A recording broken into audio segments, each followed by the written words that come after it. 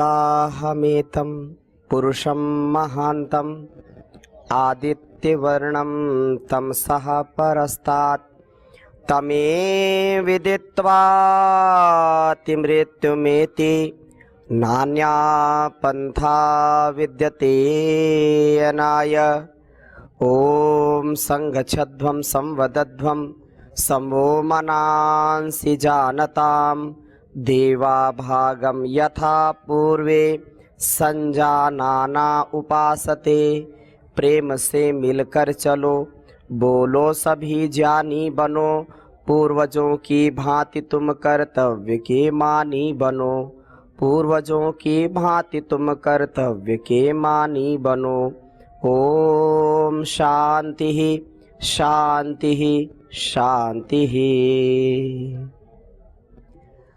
प्रातः स्मरणीय वंदनीय जगत वंद्य युग पुरोधा युग दृष्टा योग ऋषि परम पूज्य श्री स्वामी जी महाराज, चरक सुश्रुत धन्वंतरी वाघ भट्ट जैसे ऋषियों के ज्ञान को जन जन तक पहुंचाने वाले आयुर्वेद शिरोमणि आचार्य श्री जी महाराज, उनकी सूक्ष्म उपस्थिति को हम प्रणाम करते हैं।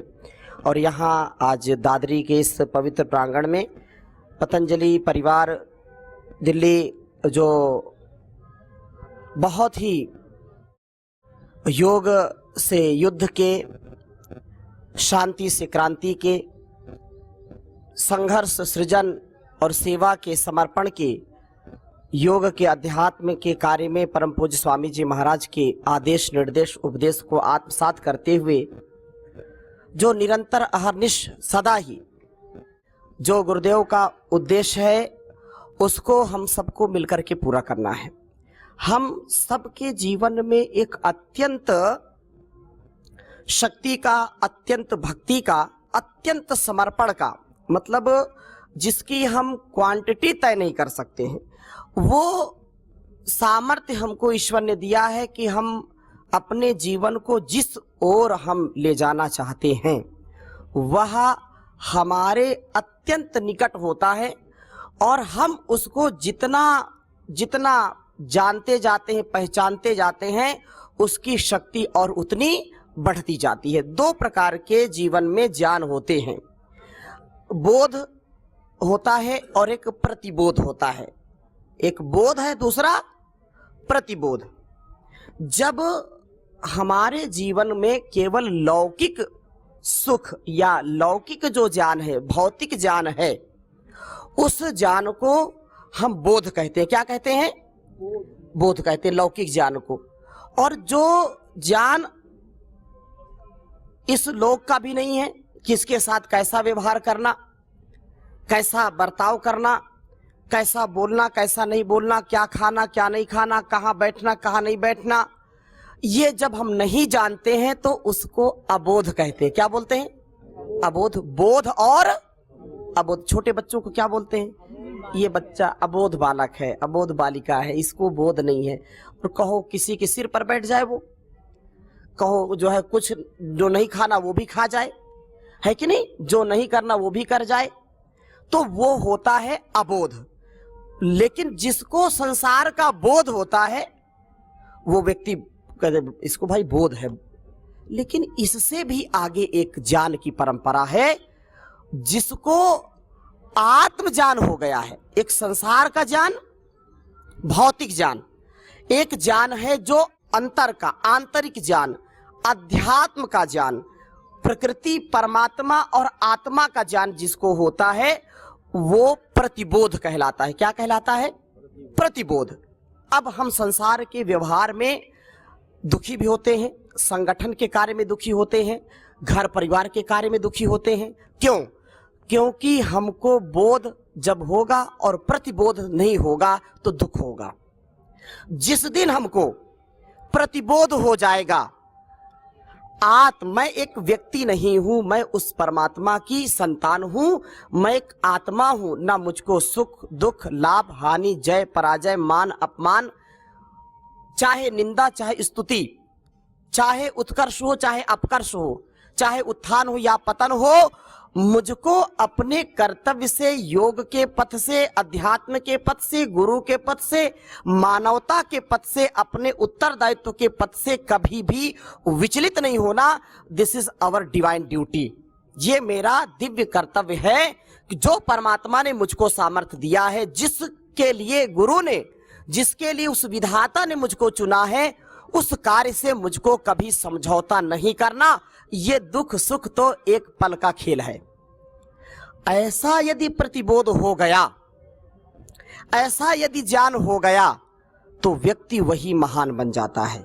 नहीं तो छोटी छोटी बातों में हम परेशान होते हैं, छोटी छोटी बातों में हम बर्दाश्त नहीं कर पाते, हम दूसरों के दोष देखते हैं, दूसरों के जो है कहते हैं कि जो अबोध होते हैं या जो अल्पज्य होते हैं, वो क्या करते हैं कि छोटा सा किसी का दोष हो गया तो उसको जो है बहुत बड़ा उसको दिखाई पड़ता है। लेकिन अपना बिल जैसा, जैसे सर्प का बिल होता है, चूहे का बिल होता है, वैसे बड़े दोष होते हैं तो भी दिखाई नहीं पड़ता। क्यों?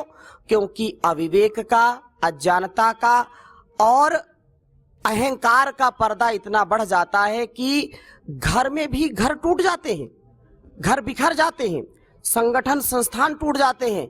हम निजी जीवन में अत्यंत सहनशील हों और समाज के जीवन में, राष्ट्र के जीवन में हमारे अंदर वीरता, धीरता, गंभीरता, सात्विकता और पवित्रता होनी चाहिए।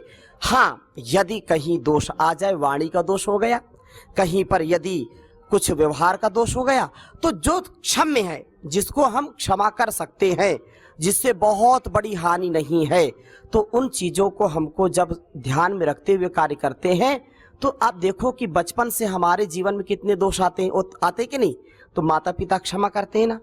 क्षमाशील होना चाहिए और विवेकशील होना चाहिए, श्रमशील होना चाहिए, संघर्षशील होना चाहिए, क्योंकि ये शील और स्वभाव हमारे अंदर एक विवेक और वैराग्य की स्थिति को प्रदान करता है। विवेक और वैराग्य दो चीजें, विवेक और वैराग्य। विवेक का मतलब क्या है? विचिर पृथक भावे, विचिर पृथक भावे। विवेक वो है जो सही और गलत का निर्णय करे, जो सत्य है असत्य है उसका निर्णय करे, जो ग्राह्य है और त्याज्य है उसका निर्णय करे, जो भक्ष्य है जो अभक्ष्य है उसका निर्णय करे। मेरे कर्तव्य अकर्तव्य का, कर्म का अकर्म का, विकर्म का, ये जो निर्णय है ये विवेक से होता है। विवेक से युक्त व्यक्ति पतित नहीं होता। फिर दूसरी बात उसमें आ गई, वैराग्य की स्थिति होनी चाहिए। विवेक और वैराग्य, गलत कार्यों से, जो बंधन के कार्य है उनसे मुक्त होना, उनसे विराग कर लेना। राग मतलब क्या है? रंज रागे। राग का मतलब क्या है? रंज रागे, किसी काम में रंग जाना, ये राग है। राग में व्यक्ति बिल्कुल सुध बुध भूल जाता है और इतना राग हो जाता है कि अच्छे और बुरे का उसको ज्ञान नहीं होता। किसी व्यक्ति से राग हो गया तो व्यक्ति से इतना राग होता है कि वो जो बोले, दिन को रात भी बोल दे तो हाँ हाँ सत्य वचन, इम को आम बोल दे, उसको जो है आम को बोल दे खरबूजा है, तो लोग मान लेते हैं हाँ ठीक है। हम जब विवेक पूर्वक और वैराग्य, वैराग्य का तात्पर्य ये है कि अपने ज्ञान को इतना महान बनाना कि वेद के ज्ञान को, ईश्वर के ज्ञान को, गुरु के ज्ञान को अपने जीने का आधार बना लेना। हमको गुरु की दृष्टि से, हमको उस ईश्वर के ज्ञान की दृष्टि से जीवन के व्यवहार करना है। कभी कभी लगता है कि अरे ये तो सही नहीं है, ये तो गलत है, और कालांतर में फिर वो ठीक होता है, या हम जिसको बहुत अच्छा समझते हैं कालांतर में वो हमको दुखदाई हो जाता है। हम योग करें और कराएं, इससे इतना विवेक बढ़ता है, इतना वैराग्य बढ़ता है। परम पूज्य गुरुदेव कहते हैं कि हमारा जीवन निवृत्ति मूलक प्रवृत्ति वाला होना चाहिए। क्या होना चाहिए? निवृत्ति मूलक, मतलब complete attachment with complete detachment. हमारी पूर्ण प्रवृत्ति, संसार को छोड़ करके जा नहीं सकते। घर परिवार और संसार के जो व्यापार हैं, व्यापार का मतलब कोई गलत अर्थ नहीं लेने ना, व्यापार का मतलब जो व्यवहार है, जो हमारा क्या है? व्यवहार है। वो व्यवहार तो हम जब तक जिएंगे इसको कोई बंद नहीं कर सकता। और कुछ लोगों ने कह दिया अजगर करे न चाकरी, पंछी करे न काम, दास मलूका कहे गए सबके दाता राम। कुछ नहीं करना काम, राम राम जपना, पराया माल अपना, बाकी सब झूठा सपना। ये जो दृष्टि है ये हमारी किसी ने लिख दिया होगा। मलूक दास जी तो नहीं लिखे होंगे, लेकिन किसी ने बना दिया होगा है? हाँ, उन्होंने इतनी बात कही, दास मलूका कह गए सबके दाता राम। सबके दाता राम है, उनको आगे जोड़ दिया कुछ नहीं करना काम। हाँ, तो बिना काम के भगवान योगेश्वर श्री कृष्ण कहते हैं कि नहीं कश्चित् क्षणमपि जातो तिष्ठति अकर्मकृत। संसार का कोई भी व्यक्ति बिना कार्य किए, बिना कर्म किए एक क्षण रह नहीं सकता। कर्म तो करेगा वो, या तो अच्छा करेगा या बुरा करेगा, या तो धर्म के मार्ग पर चलेगा या तो अधर्म के मार्ग पर चलेगा, या तो योग के मार्ग पर चलेगा या तो भोग के मार्ग पर चलेगा, लेकिन चलना पड़ेगा। बिना चले वो मंजिल कभी प्राप्त कर ही नहीं सकता है। इसलिए हम जिस पथ के पथिक हैं, जिस पथ में हम चल रहे हैं, गुरु हमको जिस पथ पर चला रहे हैं, ये पथ जन्म जन्मांतरों के सौभाग्य से मिला है, जन्म जन्मांतरों के पुण्य से मिला है। इसलिए इस जन्म में तो हमको परम पूज्य स्वामी जी महाराज का प्रतिरूप बनकर के कार्य करना है। किसी भी हाल में हो, किसी भी काल में हो, चाहे हम बहुत बड़े पद पर हो, चाहे मुख्य केंद्रीय प्रभारी हो, चाहे राज्य प्रभारी हो, चाहे राज्य कार्यकारिणी में हो, चाहे जिला प्रभारी हो, जिला कार्यकारिणी में हो, चाहे तहसील प्रभारी हो, गुरु ने हमारा चुनाव किया है और यह जन्म हमको गुरु के लिए देना है, राष्ट्र के लिए देना है। No compromise, unconditional surrender. याद रखना, जो इस प्रकार से जीवन को जीता है तो उसके जीवन में स्वयं दिव्यता घटित होती है। और जो मन में क्लेश रख करके, मन में द्वेष रख करके, मन में ईर्ष्या का भाव रख करके, मन को संकीर्ण करके कार्य करता है, वो चाहे घर परिवार हो, चाहे समाज हो, चाहे संसार हो, कभी सुखी नहीं रह सकता है। मतलब जीना है तो शान से जियो, जीना है तो स्वाभिमान से जियो, जब तक जियो उन्नति के साथ जियो। हमारी मृत्यु क्या है? तो कहा प्रमादो मृत्यु। अपने ज्ञान के अनुसार, वेद ज्ञान के, गुरु ज्ञान के अनुसार यदि हम नहीं जीते हैं तो यही मृत्यु है, और कोई मृत्यु नहीं है। असुरिया नाम तेलोका अंधेन तमसावृता तास्ते प्रत्यापि गच्छन्ति ये के चा आत्महनुजना। याद रखना, आत्म विमुख हो जाना यह मृत्यु है। आत्म विमुख हो जाना ही मृत्यु है। हम जानते हैं कि नहीं, स्वामी जी महाराज बहुत अच्छा कार्य कर रहे हैं और हमको उसमें साथ देना चाहिए, और फिर भी हम अपने किसी भी कारण उसको नहीं आत्मसात करते हैं तो ये मृत्यु है, जीते जी मृत्यु है। हम जानते हैं कि योग धर्म, राष्ट्र धर्म ये सबसे बड़ा धर्म है। हम दीन दुखियों की सेवा करें, उनको उभारे, रोगों से उनको ऊपर उठाएं, सनातन परंपरा को उच्च बनाएं। ये मेरा नैतिक कर्तव्य है, मेरा निज कर्तव्य है। और ऐसा जान करके भी निठल्ले बन करके बैठना, प्रमादी होकर के बैठना, आलसी होकर के बैठना, यही हमारी मृत्यु है। आत्म वेद का आदेश है, मैं नहीं कह रहा हूं। ये के चा आत्महनोजना। जो लोग अपनी आत्म प्रेरणा को, आत्म संवेदना को, आत्म उपदेश को जो ईश्वर से मिलता है उसको जो दबाते हैं वही मृत्यु को पाते हैं। उनसे बढ़कर के कोई दुखी नहीं होगा संसार में। मैं अपनी दृष्टि से इसको सोचता हूं कि आज स्वामी जी का इतना बड़ा गुरुत्व है, आकर्षण है, जैसे पृथ्वी, तो गुरुत्व जो आकर्षण है उधर वही व्यक्ति जाएगा जिसमें आयरन का गुण है, अर्थात जिसमें स्वाभिमान है, जिसमें संस्कार है जन्म जन्मांतरों का। ये छोटी घटना नहीं है। करोड़ों लोग स्वामी जी को सुनते हैं, करोड़ों लोग देखते हैं, लेकिन थोड़ी बात मन में आती है, लेकिन उसको पूरा फॉलो नहीं कर पाते, पूरा आत्मसात नहीं कर पाते। लेकिन हमारा कुछ ना कुछ तो संबंध है, कुछ ना कुछ तो हमारे संस्कार हैं कि हम अपने गुरु के प्रति इतने निष्ठा से, इतने भक्ति के साथ योग धर्म के लिए, राष्ट्र धर्म के लिए समर्पित हैं। चाहे दिन हो, रात हो, चाहे तन मन धन संसाधन जो कुछ भी विकट संकट में हमको झेलना पड़े, लेकिन हम अपने गुरु के साथ कभी दगाबाजी, कभी उनसे विमुख नहीं हो सकते। ये सपने में भी कभी हम नहीं सोचते। ये बड़ी घटना है, कोई छोटी घटना नहीं है। इसलिए हमको इस धर्म का अर्थात अपने कर्तव्य का पालन करना है।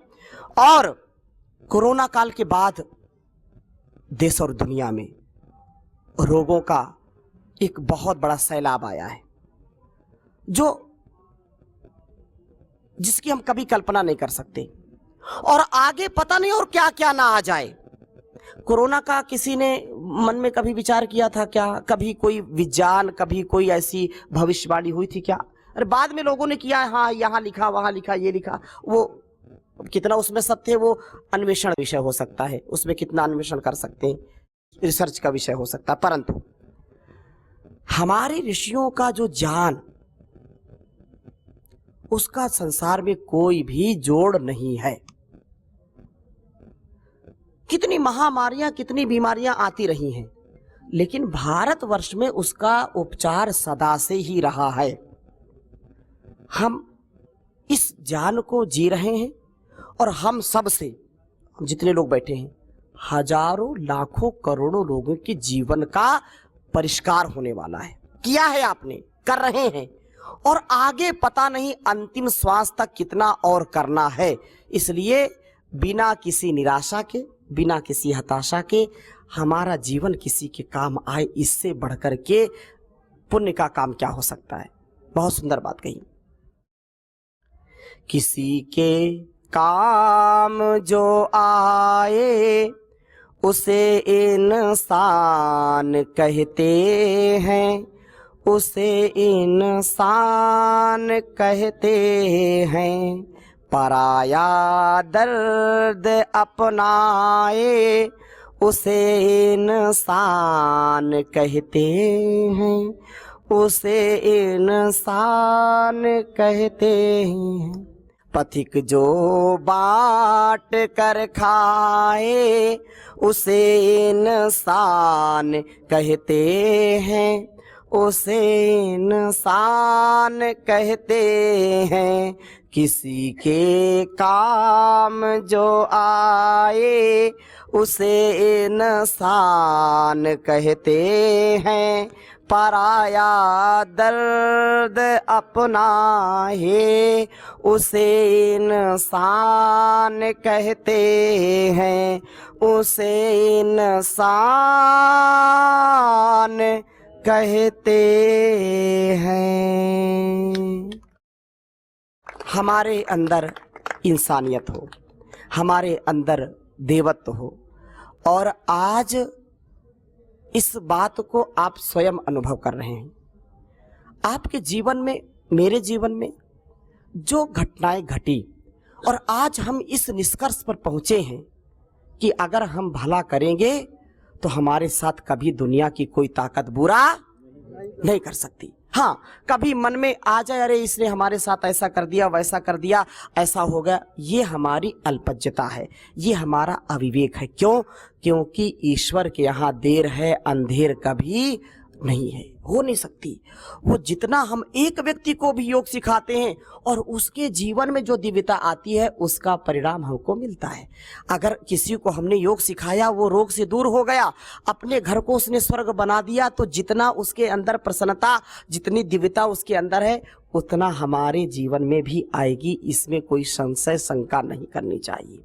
आज जो हम कर रहे हैं ये पुण्य पता नहीं किस संकट काल में आ जाए हमारे काम में, पता नहीं कितना हमको अंदर से। देखो, एक घटना व्यक्ति के जीवन में घटती है और पूरे जीवन के लिए उसको धराशायी कर देती है। आप बहुत जानते होंगे कि किसी के जीवन में ये घटना घटी और वो तब से खड़ा नहीं हो पाया, सुना है ना?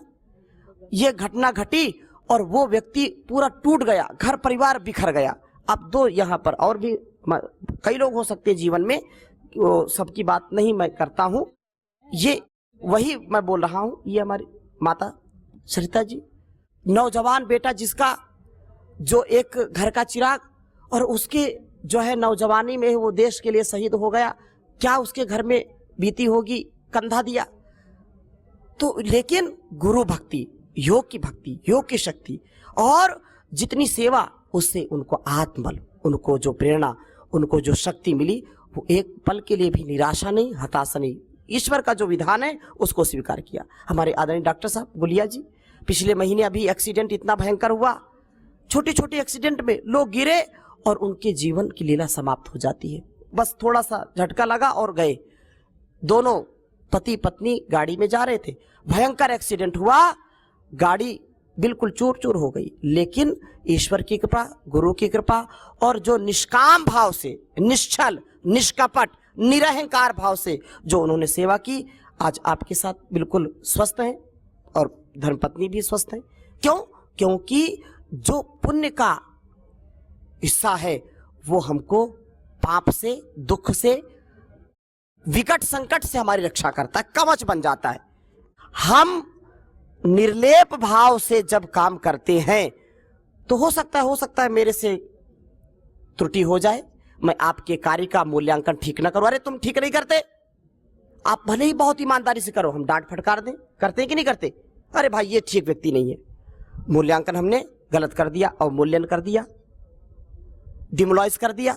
लेकिन याद रखना, अगर हमने सच्चे हृदय से समाज की, देश की, लोगों की सेवा की है तो ईश्वर उसका साक्षी हमेशा रहता है। उसके घर में सदा आपके लिए जो न्याय व्यवस्था है वो कभी भी अन्याय में परिवर्तित नहीं हो सकती, पक्षपात नहीं हो सकता। कोई भी कितना करे, तो ये हम सब मिलकर के इस कार्य को कर रहे हैं और अब और द्रुत गति से इसको आगे बढ़ाना है। बीच में काफ़ी संकीर्णताएं आई, बीच में काफ़ी उतार चढ़ाव आए, लेकिन अब हम अपने जीवन को और गुरु के प्रति समर्पित होकर के, देवासुर संग्राम चल रहा है और आसुरी शक्तियां पूरे जोर से लगी हैं। एक सन्यासी जो पूरी आसुरी शक्ति से मोर्चा ले रहा है, पूरे संसार के जो माफिया, अब उसको हम क्या बोलें, जो आप सब जानते हैं, ऐसी आसुरी शक्तियों से निपटने के लिए दैवी शक्तियों को एकजुट होना चाहिए कि नहीं? तो हमको हर हाल में, हर काल में अपने गुरु का आदेश उपदेश मान करके जितना हो सकता है उसको हम करें। घर का भी संतुलन बनाना है, लेकिन हमको जगना और जगाना है, योग की क्रांति को और आगे बढ़ाना है। जैसा मैं प्रभात में बोल रहा था, दादरी अभी जो इस शक्ति से कार्य कर रही है, आने वाले समय में मैं निवेदन करूंगा इस शक्ति को 10 गुना से लेकर के 100 गुना और बढ़ाइए।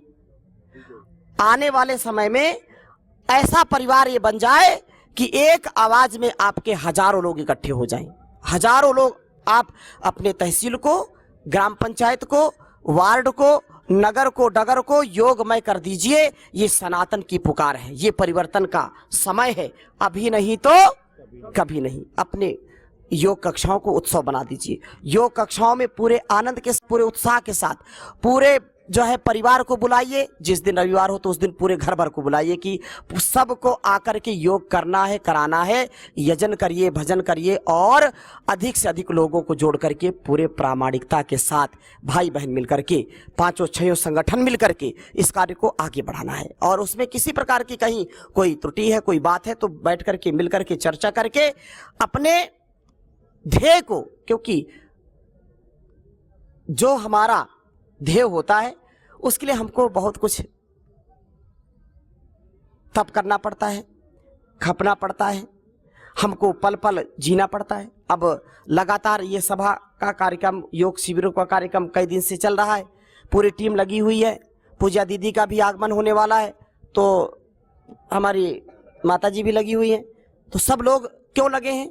क्योंकि हमारा ये राष्ट्र कर्म है, ये राष्ट्र धर्म है। हम नहीं करेंगे तो कौन करेगा? किसी न किसी को तो करना पड़ेगा। याद रखना, आज हम कर रहे हैं तो ये हमारा सौभाग्य है। हमको अपने सौभाग्य को जागृत रखना है, अपने प्रारब्ध को, अपने पुरुषार्थ को हमको उज्जवल, निर्मल, सबल, सफल सक्सेसफुल बनाना है, जीवन के ध्येय को बहुत ही उत्कर्ष के साथ आगे बढ़ाना है।